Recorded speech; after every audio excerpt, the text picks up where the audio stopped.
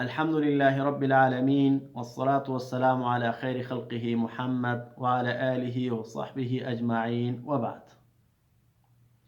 ورونو موږ او تاسو ګورو چې زموږ او تاسو په ماحول کې چې کله دغه میاشت راشي د عربی میاشت کې ربیع الاول ورته وي او 12 باندې خلک داسې فکر کوي چې په دغه ورځ باندې نبی علیه الصلاة والسلام پیدا شوی دی، نو په دې خوشحالۍ کې راجمع کیږي، الواګانې تقسیموي، نور داسې اعمال کوي، د نبی علیه الصلاة والسلام صفتونه بیانوي.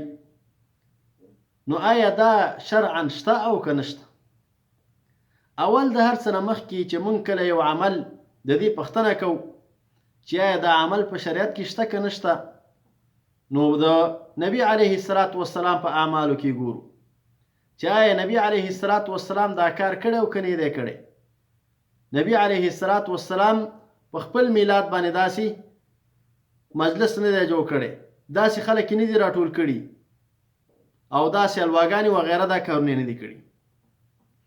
بیا وروسته د هغې نه صحابه کرامو اعمال ګورو چې صحابه کرام د دین نه څنګه پوه شوي دي، آیا صحابه کرامو دا عمل کاوه که نه کاوه؟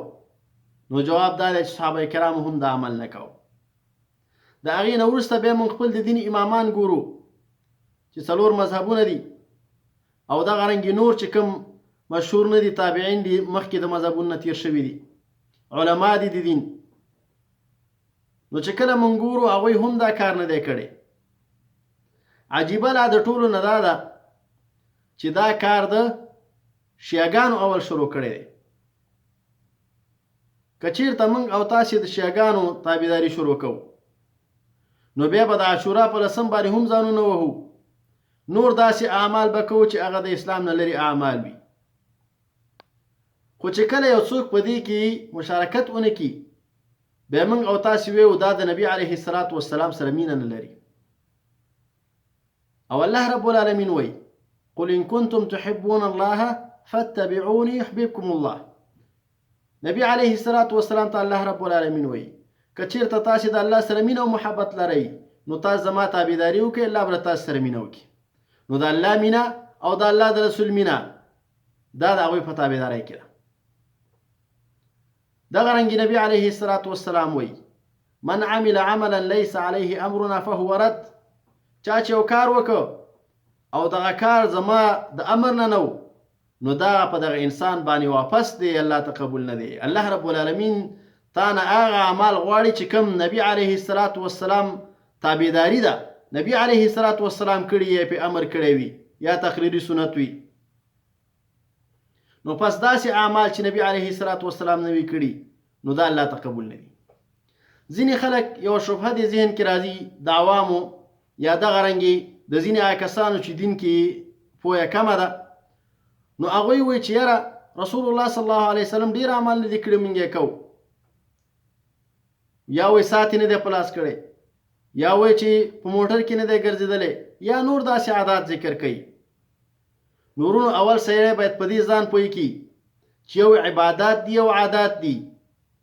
عبادات دې ته علما توقیفي وایي، یعنی معنا دا چې د نبی علیه الصلاة والسلام نه به د دې ثبوت راغلی وي چې لمونځ دی، روژه ده، زکات دی، دغه رنګې ټول اعمال دي.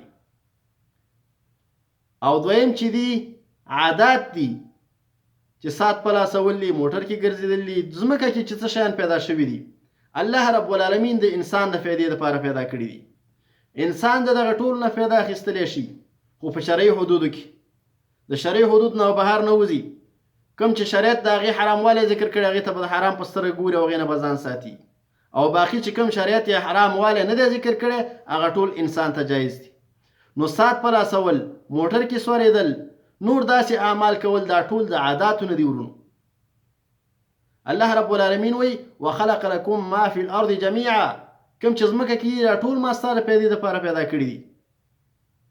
چې کوم شي کې تحریم رانشي هغه په انسان باندې حرام او ناجایزه نه دی. او هر چې مولود دی چې خلکو راجمع کېدل دي نو دا خلکو ته د عبادت شکل ورکوي، تلاوت ورکې کوي، د نبی علیه الصلاة والسلام صفات ورکې بیانوي، نور داسې اعمال ورکې کوي او په دې باندې د الله رب العالمین نه د اجر امید ساتي. حتی مخکې ذکر کړ تر دې چې مخالفینو ته وایي چې تاسو د نبی علیه الصلاة والسلام سره مینه نه لرئ.